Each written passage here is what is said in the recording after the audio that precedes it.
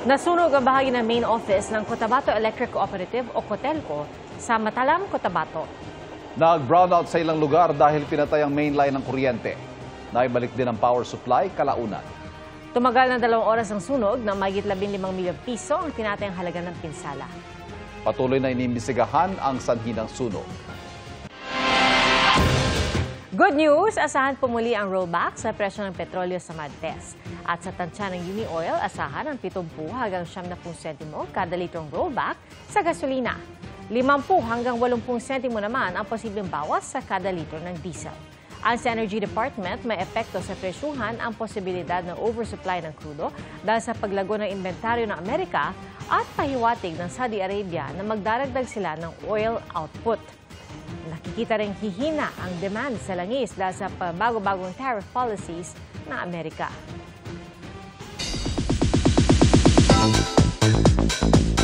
Nadapaman pero muling babangon. Tila living testimony ng kasabihang yan si Miss Universe Philippines 2025 Atisa Manalo. Ang kanyang crowning moment sa Aking Chika.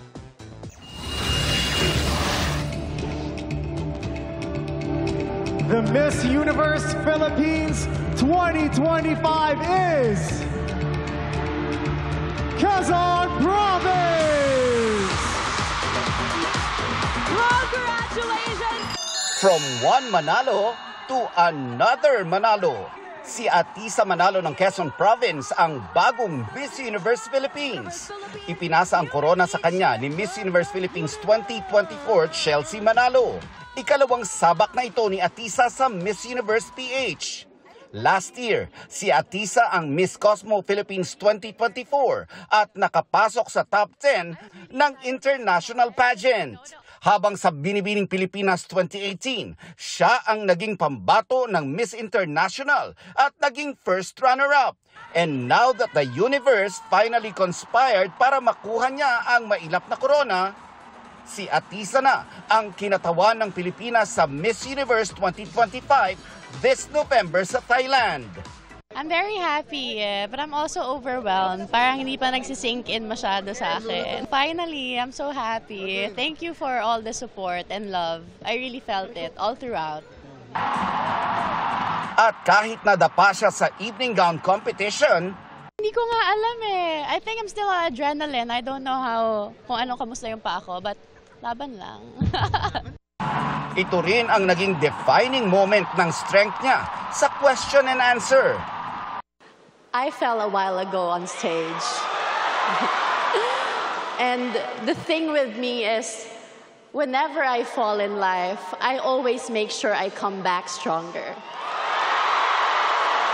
Last year, I was here on this stage, and for the second time this year, I'm here putting everything on this stage to be Miss Universe Philippines.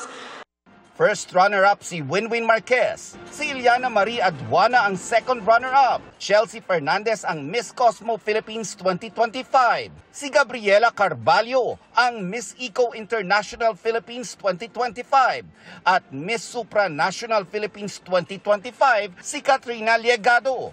Nagsilbing hosts sina Sparkle artist Gabby Garcia at Kapuso actor Sian Lim. Isa sa mga hurado ang Kapuso actress at Sangre star na si Bianca Umali.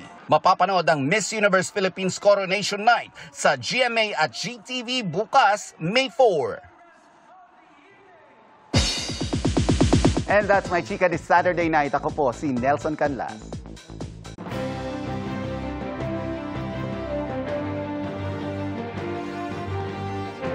Tuloy-tuloy ang pag-iikot ng senatorial candidates para ilatag ang kanilang plataporma ngayong nalalapit ng eleksyon.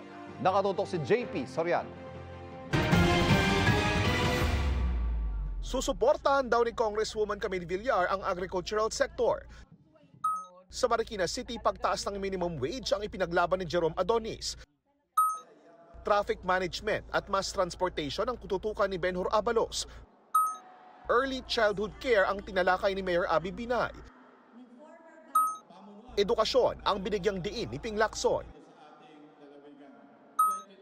Sabi ni Tito Soto, dapat tutukan ang livelihood projects. Tinalakay ni Senator Francis Tolentino ang automatic reclassification ng mga LGU. Para kay Erwin Tulfo, kailangang tutukan ang pagpapabuti ng trapiko. Dagdag pondo sa state universities and colleges ang tinalakay ni Bam Aquino. Tututukan ni Representative Bonifacio Busita ang transportation sector. Pagtaas ng minimum wage ang tinalakay ni Leody de Guzman. Si Luke Espiritu iginiit ang pagtaas ng sahod. Pagkain, trabaho at kulusugan ang tinalakay ni Senador Bongo. Nangampanya si Attorney J.V. Hinlo sa Lapas, Agusan del Sur. Nag-motorcade sa ilang bahagi ng NCR si Raul Lambino.